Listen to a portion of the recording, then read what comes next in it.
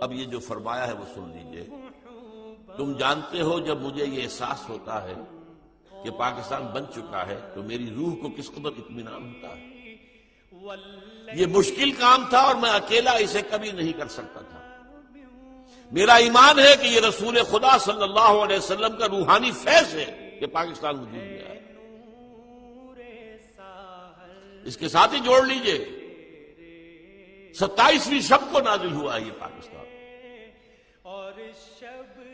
رمضان مبارک کی 27ویں شب لیلۃ القدر میں نازل ہونے والا. اب یہ پاکستانیوں کا فرض ہے کہ وہ اسے خلافت راشدہ کا نمونہ بنائیں تاکہ خدا اپنا وعدہ پورا کرے اور مسلمانوں کو پوری زمین کی بادشاہت دے. میں حیران ہوتا ہوں کہ قائد اعظم کے علم میں وہ احادیث تھی جن میں حضور نے خبر دی ہے کہ قیامت سے قبل پوری دنیا میں اسلام کا نظام قائم ہوگا. یہ حضرت ثوبان رضی اللہ تعالیٰ عنہ سے بھی حدیث ہے، صحیح مسلم میں ہے. حضور نے فرمایا ان اللہ زوالی الارض، اللہ نے میرے لیے ساری زمین کو لپیٹ دیا.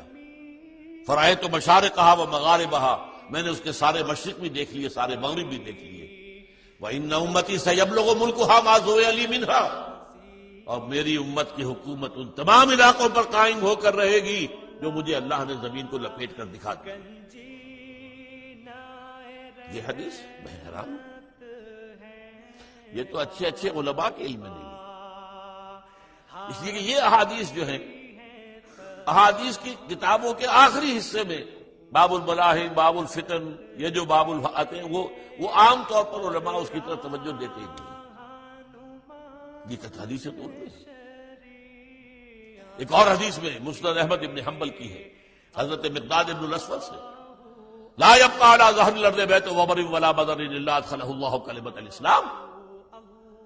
حضور فرماتے ہیں کہ زمین پر نہ کوئی گھر رہے گا اینٹ گارے کا بنا ہوا اور نہ ہی کوئی خیمہ رہے گا جس میں اللہ کلمہ اسلام کو داخل نہ کر دے.